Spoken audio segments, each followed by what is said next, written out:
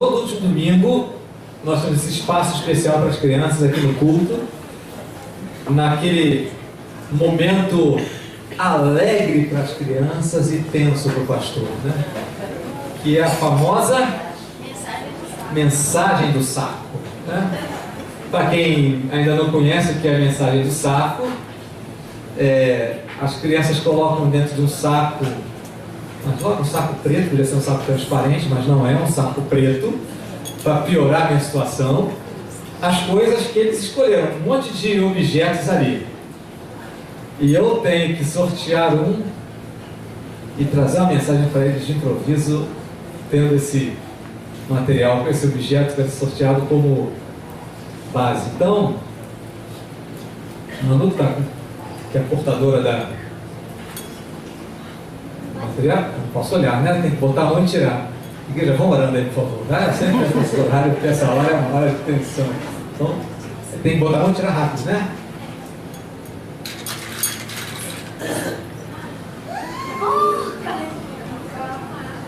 Um carrinho.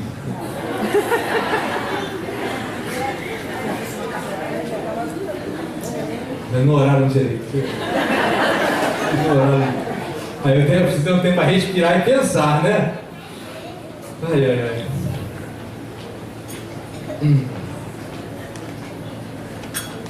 Gente, o carrinho nem tem, né? Nem tem carrinho na época da vida, não tinha carro na época da vida. Eu pensei, dentro dessa aqui, eu não posso ter cola não, eu pensei, não posso ter cola não. Eu não pode ter cola não. Você sabe que eu estava pensando algo nesse caminho mesmo? Eu estava pensando algo nesse caminho?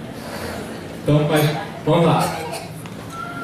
Vou contar a história para vocês de um homem. É claro, ele não estava num carrinho assim, tá? Na época não tinha carro, né? Carro com motor, não tinha nada disso na época da Bíblia. Mas para que a gente usa um carro normalmente? Para se locomover, para passear. Quando vocês estão de férias, para viajar. Exatamente, Juju, era essa palavra que eu queria. Você me ajudou. Não, veja que ela me ajudou.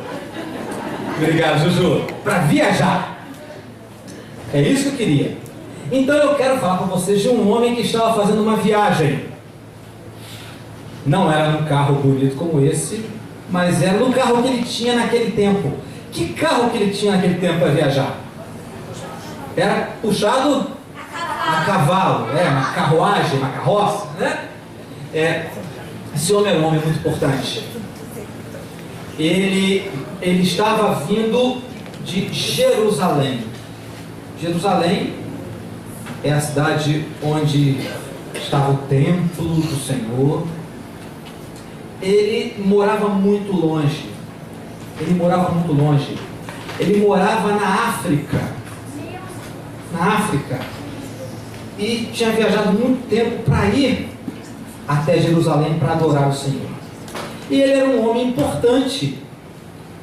Naquele tempo, vocês têm Bíblia? Vocês têm Bíblia? Não agora. Vocês têm Bíblia? Todo mundo tem Bíblia, não é? Todo mundo tem Bíblia. Naquele tempo as pessoas não tinham Bíblia. Só as pessoas ricas, importantes, tinham Bíblia. E ele, porque era um homem importante, ele estava voltando lendo a Bíblia. Só que ele não estava entendendo o que estava lendo. Ele estava lendo uma passagem do profeta Isaías. Ele lia, ele não entendia nada. Porque ele era de outro país. Ele lia na língua dele, mas ele era de outro país. Então ele não entendia as coisas que estavam escritas ali. Só que na estrada em que ele estava passando, estava um homem que Deus tinha mandado ir para lá. Esse homem se chamava Filipe. Filipe, né? Seu xará, Filipe. Deus tinha falado para Filipe: Filipe, vai na estrada que liga Jerusalém até Gaza, que era uma outra cidade, e lá está passando um homem, e você chega junto da carruagem dele para explicar para ele o que ele está lendo. Chega junto do carro dele para explicar o que ele está lendo. Não. Filipe obedeceu a Deus, chegou junto e perguntou para aquele homem: você entende o que você está lendo? Ele falou assim: olha, eu estou lendo, mas eu não sei de quem que o profeta aqui está falando. Porque ele estava lendo uma passagem em que dizia que o Messias, aquele que era o enviado de Deus, o Salvador, tinha morrido pelos nossos pecados. E aí ele perguntou assim: o profeta aqui está falando dele mesmo ou está falando de outra pessoa? E aí Filipe explicou para ele que aquele texto do profeta Isaías, do capítulo 53, não estava falando do profeta, mas estava falando de Jesus, o Salvador, que tinha dado a sua vida, tinha morrido, já tinha morrido naquele momento, já tinha morrido, já tinha ressuscitado, e Jesus tinha dado a sua vida pelos nossos pecados na cruz. E que Deus tinha ressuscitado Jesus, e que Jesus não estava mais morto, Jesus estava vivo. E aí aquele homem arregalou os olhos e falou assim: rapaz, é isso mesmo? Então eu quero esse Jesus. O que eu tenho que fazer?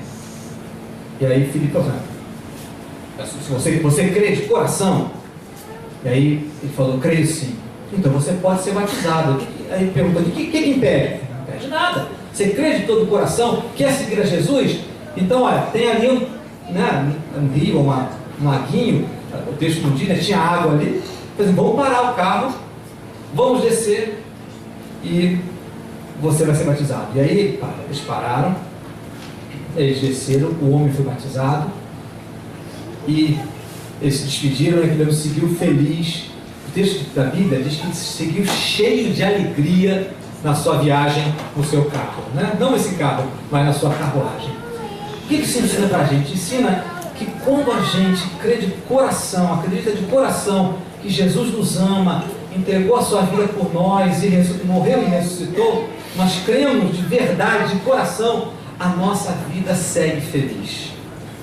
Então essa é a grande mensagem do saco, né? A mensagem que veio lá do saco, mas veio da Bíblia, não veio da Bíblia, né? Mas a ideia veio do saco. Manu, obrigado. Eu desejo muito que você tenha essa mesma alegria que esse homem que acreditou em Jesus teve, de continuar a vida feliz, porque confiava que estava agora seguindo Jesus. Que vocês possam fazer isso, todos nós, né? Possamos descobrir o real propósito e a alegria da vida em seguir a Jesus, não é?